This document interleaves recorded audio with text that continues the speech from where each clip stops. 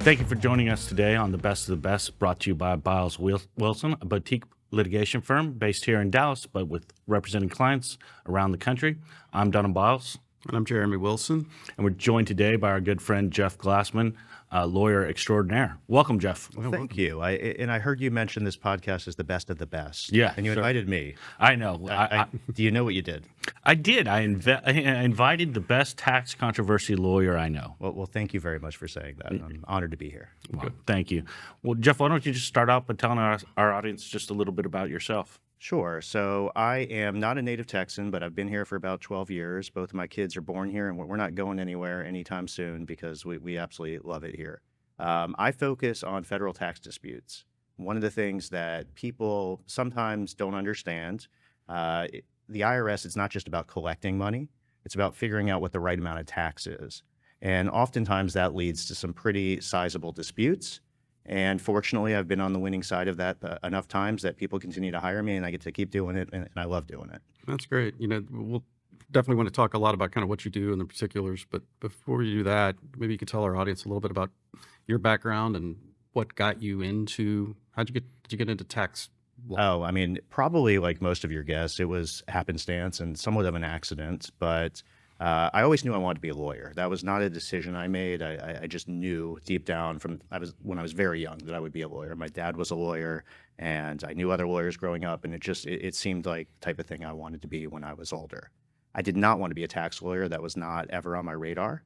I was a finance major in undergrad. I always liked numbers and business. But for some reason, I went to law school thinking I wanted to be a First Amendment lawyer.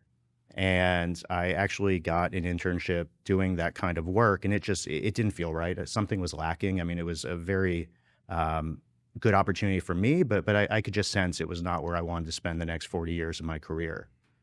So I pretty much moonlighted in a lot of different law school classes, trying to figure out, well, which is the one I want to do? I mean, I eventually do have to make a decision.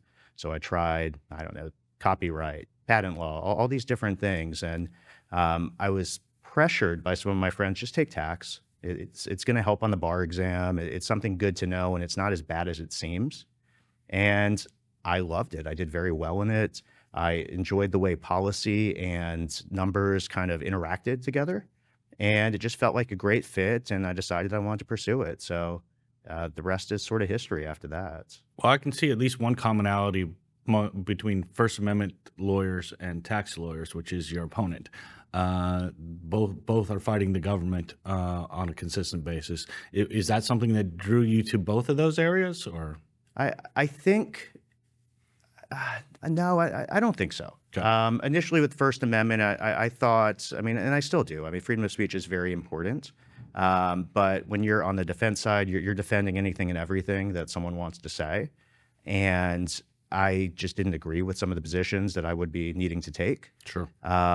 This side, it's about helping people keep their money. I mean, I'm not helping people not pay the government money that they owe the government. I'm helping people not pay the government any more than they actually do owe. And so keeping the government honest, it feels good, and my clients are certainly getting to the right result as much as I can help them do. And then I think you have an interesting story that shows your work ethic, going back to your law school days and Georgetown, where you got your tax LLM. If I remember the story right, you were a full-time employee at a Big Four accounting firm while also simultaneously getting your LLM at Georgetown. That was quite hard, to be honest with you. Big Four accounting firms, they have what's known as busy season, and you are required, I think maybe it's changed, but at the time I had to bill 55 hours plus every week, plus go to a night program at Georgetown, and hopefully do well enough to get opportunities beyond Georgetown. So it was tough. Sometimes I think that stage of my career was a little tougher than it even is now, because you had to be on for no less than 12 to 16 hours every day. And I did it for several years. So I didn't do this all in 1 year, because that would have been impossible. but I did night school for 3 years, so a 1-year program in 3 years, and did well enough to get a tax court clerkship after that, which certainly has opened or did open a lot of doors for me early in my career. Were you? I know you're married now and have two wonderful kids. Were you married while doing all of that as well? I got married while I was doing that. Yes. So maybe you can give all of us some advice, because now you're a partner at a premier firm, handling extremely important matters for your clients, and you're balancing marriage, fatherhood, partnership, client demands, and you're doing it in law school or your LLM program as well. Well, how do you pull that off? Well, I mean, I think a lot of it is compartmentalizing.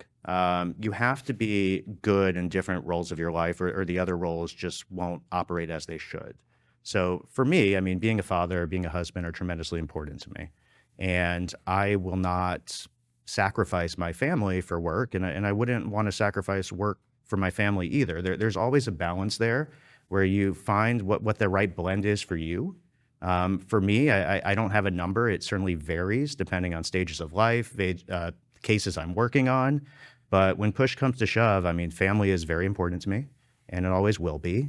But my clients are too. So it's just you gotta shut off one lane to get to the other lane. I think to be your best in that other lane. That's what works for me. Yeah. So let's talk a little bit about what you do. So I know there's no such thing in the legal profession as maybe a typical client, but are you primarily get involved once a dispute has arisen with the IRS, or are you get involved earlier in that process? Typically, yes, it's after a dispute arises. So the most routine situation that taxpayers have with the IRS is they file a tax return. Typically, my clients have some professional assistance with the tax return, so a CPA typically. And the IRS, maybe about a year, 18 months after that return is filed, will send a letter saying we're selecting that tax return for audit. Depending on the complexity of that audit, the CPA may handle it themselves. And I think that makes a lot of sense. Because due to their familiarity, if there aren't sensitive legal issues or potential issues that you want attorney-client privilege on. So CPAs, they will handle audits often, unless there's some of those other issues, the criminal exposure or just complex legal issues that they need assistance on. But if the audit goes sideways from there, right, the IRS decides unfavorably that the taxpayer owes more tax, then I will get involved for either litigation or an administrative appeal within the IRS. So that's the most common fact pattern. But there's also the taxpayers who they know they did something wrong many years ago, and they want to sleep at night. They want to fall on their sword and do it as efficiently financially as possible without going to jail. Yeah. So there are ways to do that too, and I get involved on those. And CPAs rightfully normally stay away from that sort of work. And you mentioned something. You mentioned criminal. Do you help clients both in civil and criminal matters, or just one of them? Or I do both. I would say the lion's share of my work tends to be civil, but my firm, we were founded as a white-collar tax shop back in the early 1980s. And we also certainly have had estate planning the whole time too, but that's one of our bread and butter practice areas. So we have a team, and I certainly use that team when those cases come.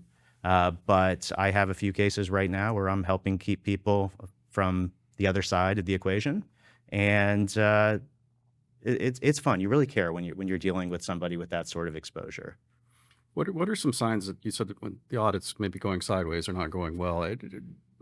What do you mean by that? Like, what is it? They're particular transactions. They're just telling them, the taxpayer, we're not buying this. Well, sometimes the IRS doesn't understand what the law is. Tax law is complex. There's a lot of gray area out there, and if you're typically having conversations with the IRS auditor during the exam. Mm-hmm. And I mean, most of the audits I'm on, I'll ask the IRS auditor, like, where's this going? Like, what sort of payment do you see being due? Is it, I'm not asking for an exact number, but is it 100,000? Is it 500,000? Is it $1 million? Is it 10,000? I mean, where do you see this going? And oftentimes they won't tell you, but sometimes they do. But towards the end of the audit, they issue a preliminary report most times. And that's really when you know.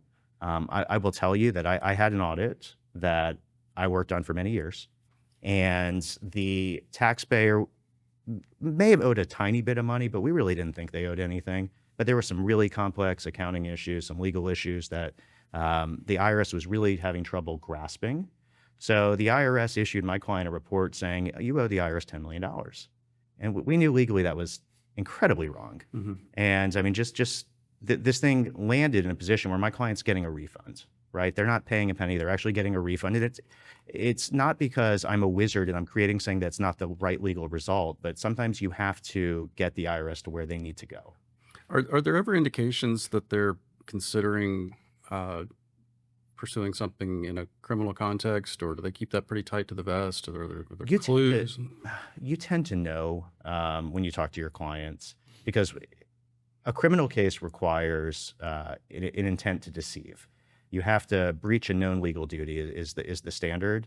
So it's fraud. It's straight out fraud. And if you have a case where your client knew what they were doing, or you think the optics are really, really bad, you kind of know it when you see it. Yeah. But I mean, from the IRS perspective, do they ever indicate, like, well, if someone's being audited, do they know that they're considering a criminal route potentially, or do they kind of keep that to So themselves? the IRS has civil examiners and they have criminal examiners. Okay. So the civil examiners are not supposed to help the criminal examiners make a criminal case, but sometimes they will refer the case on. So where you really worry about it is there's something known as a civil fraud penalty, and that's a 75% penalty on any additional tax that's owed. If you have a civil fraud penalty being alleged on the civil side, there is a risk that they're going to refer that over to the criminal investigators. So that's really the most clear-cut side. Okay. Interesting. So what are some of the signs that should alert a potential client of yours that it's time to call you? Is it just the notice of an audit, or are there other signs that they should go, oh, I better consult an attorney? I think it comes down to the amount of dollars at issue. Sure. CPAs are very good at what they do, and I could not do what they do. But there's a certain skill set that in procedure, when you're dealing with the IRS, where it makes sense to loop someone in who really, this is what I do. I don't prepare tax returns, and I would screw it up massively if I tried. So if there's a lot of dollars at issue, if there's some complex issues that maybe the CPA relied on lawyers to reach those positions, and the IRS is looking at those legal issues, well, a CPA is not going to be able to do that without help. Now, sometimes we'll work in tandem, and there's certainly efficiencies that can be created. But as you know, lawyers have attorney-client privilege. CPAs, they tend to not have it. Now, they do have a limited privilege, but that's probably beyond the scope of this podcast. Sure. But it generally would make sense to get me involved when those sorts of issues. So high dollars, complex legal issues, criminal exposure. Yeah, that leads to a couple of questions that I have. So who is it that you represent? Do you represent individuals? Do you represent corporations? Do you represent individuals with matters exceeding a certain amount of money where it makes sense? Or like, who is it that should be calling you? Right. So I'm essentially a generalist. I have clients in the tax exempt space where their tax exempt status is being threatened. I have clients who are multinational private companies who you've heard of, who I can't disclose. I have clients who are extremely high net worth, but I also have clients who have small businesses and they could not stomach what the IRS is proposing. I've got one client right now, younger than all of us. He has a business. The IRS has proposed some changes in the audit, and I didn't help with the audit. I got involved afterwards. And it would cripple his family and his business financially. I mean, probably forever. I mean, maybe bankruptcy would have to be on the table.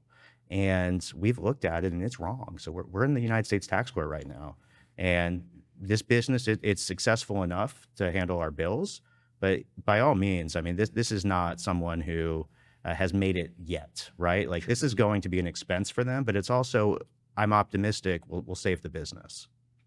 Now, you've mentioned CPAs a few times, and I would imagine in your world that oftentimes you have to put teams together to analyze this situation that involves perhaps, obviously CPAs, but perhaps others, valuation experts, if we got a value problem. Absolutely. Can you just tell us a little bit about the teamwork that goes involved in these sort of things?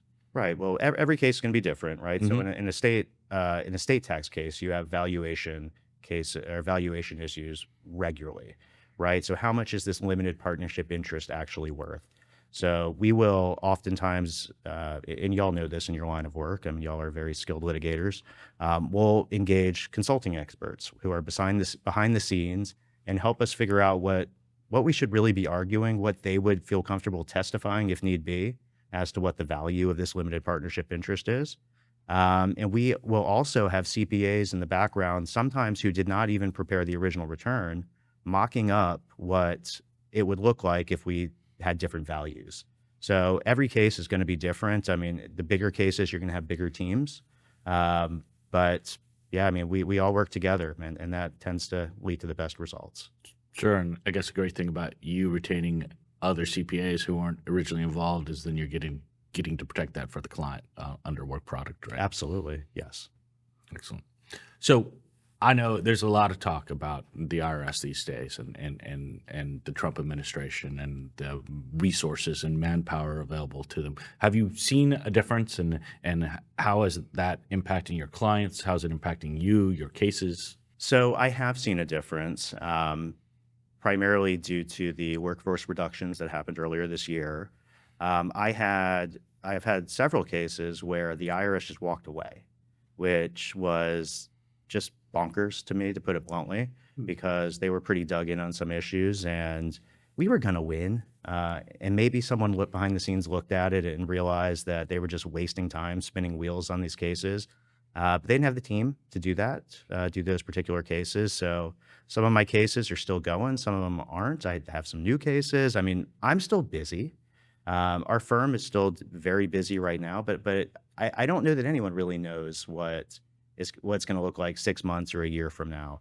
I'm optimistic that the IRS is going to have to select higher dollar cases, and there are going to be more mistakes made in the audit due to lack of resources, which will lead to more litigation. So I think we are going to be very busy, but how is it going to work holistically for the taxpayer community? I honestly have no idea. Well, I don't know. I want to ask you, I've heard some what I think is unfortunate thought patterns going on. I mean, I've heard from some people that, well, there's not enough manpower there, so now maybe I should get very aggressive, let's say, with tax returns and so forth, because, well, they're not going to audit, or there's a lower chance of an audit and so forth. You have any thoughts about people that are thinking that way?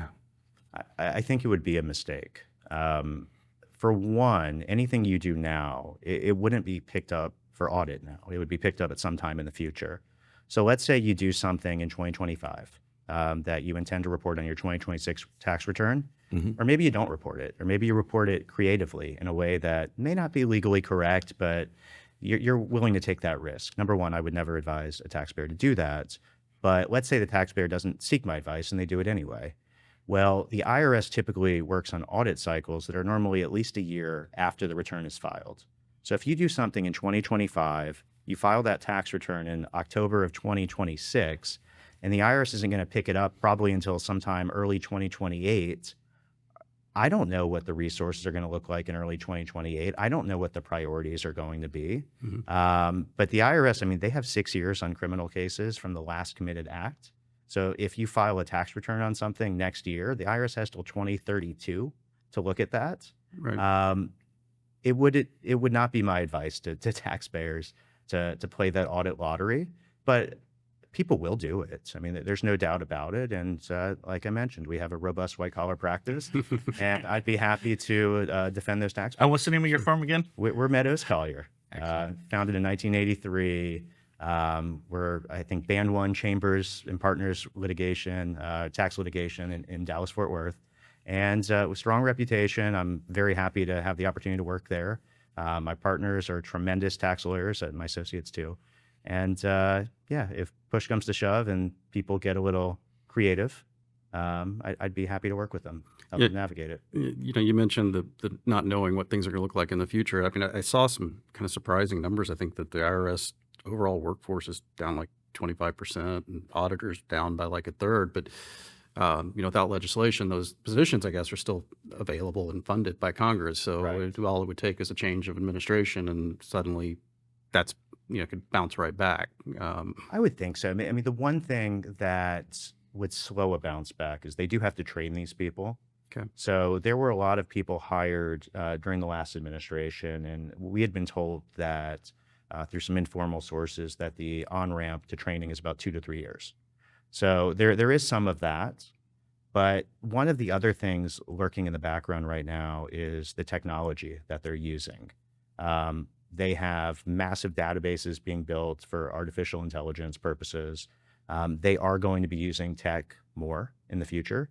So I suspect there are going to be a lot of errors at the beginning of that process that are going to lead to a lot of challenges that need to be made on behalf of taxpayers. But they're going to have to figure out how to do more with less. There's no question. Well, that brings up one of the questions I planned on asking you towards the very end of today. But now that we've talked about change and AI, how do you see AI, or is it impacting your practice at your firm and then at the IRS and so forth? Like, obviously, it's a big topic in today's world. So, how is it impacting your world? So at our firm, we're figuring it out right now. What we are going to do on the AI front, it's hard to say, because on one hand, you want to provide everyone with the right tools to do their job as best as possible, but you also don't want to handicap their growth, right?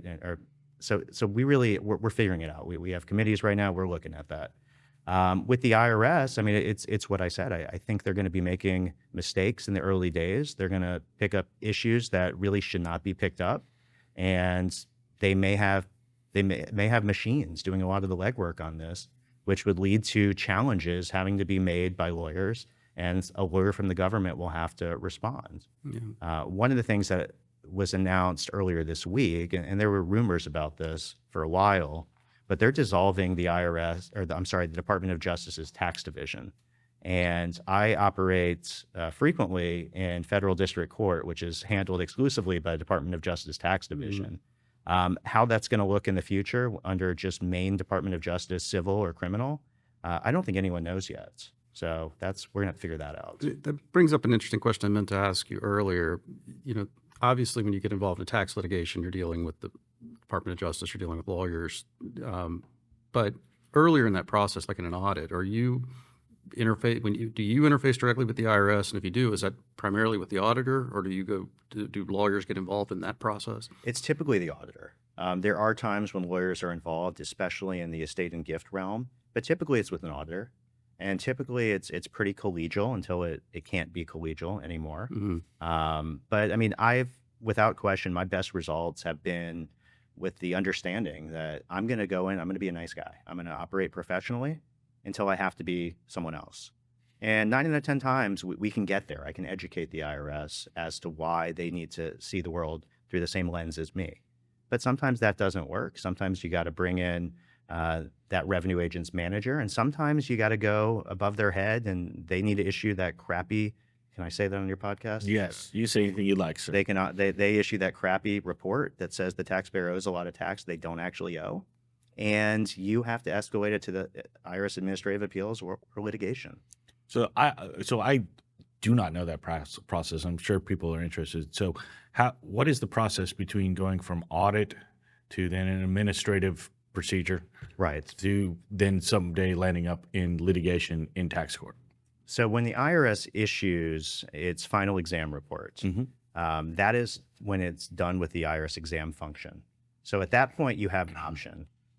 You can either file a protest to the IRS Administrative Office of Appeals, and it's still IRS, but they're supposed to look at the case through the lens of what would be the hazards to the government if they were to bring this case to court.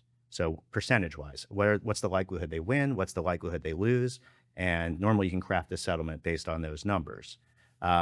Or you can go to the United States Tax Court, where you don't have to pay before you go there.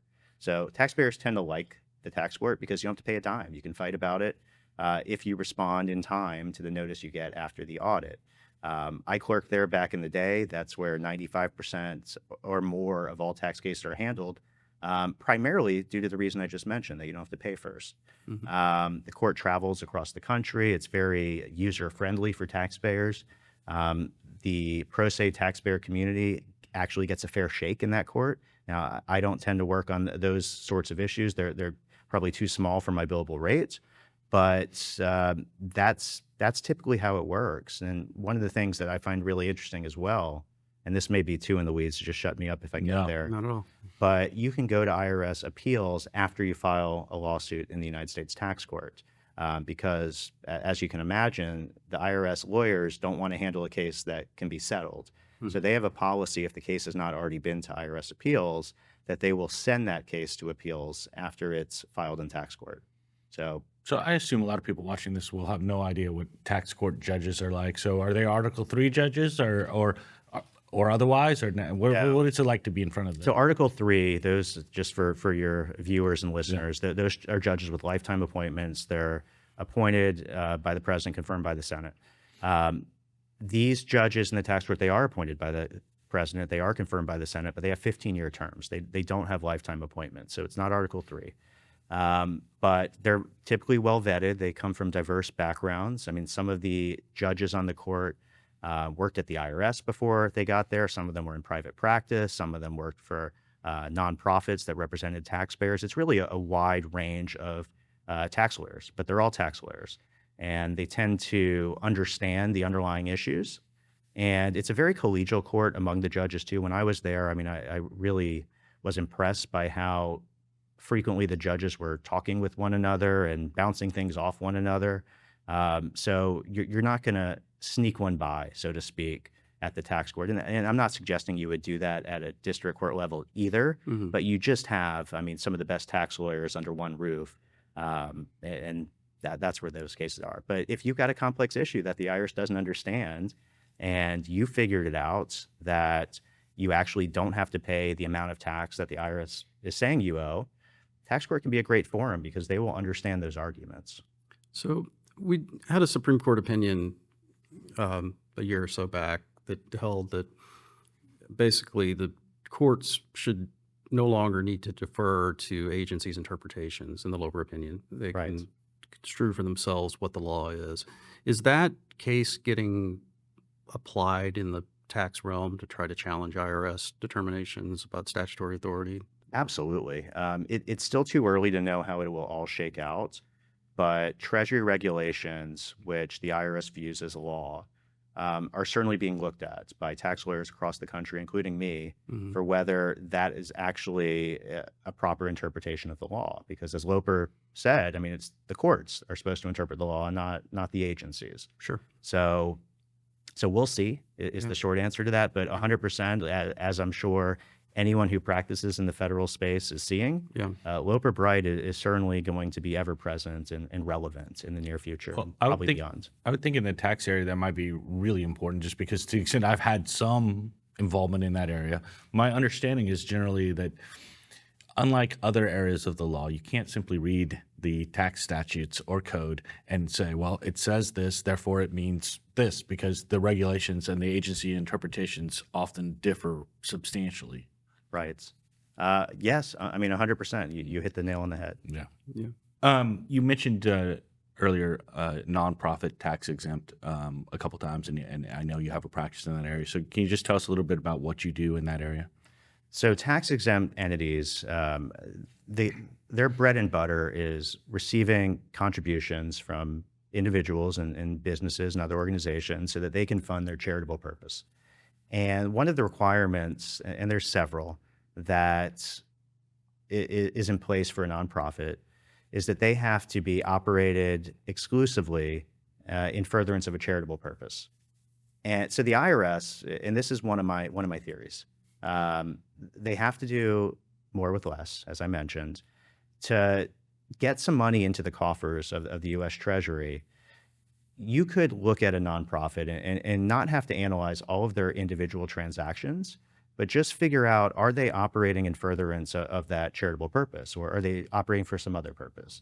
For example, are they doing under the guise of tax exempt status, or are they just funneling money to another person, right, at below market rates? You can do business with insiders, but it has to be at appropriate third-party arm's length transaction rates.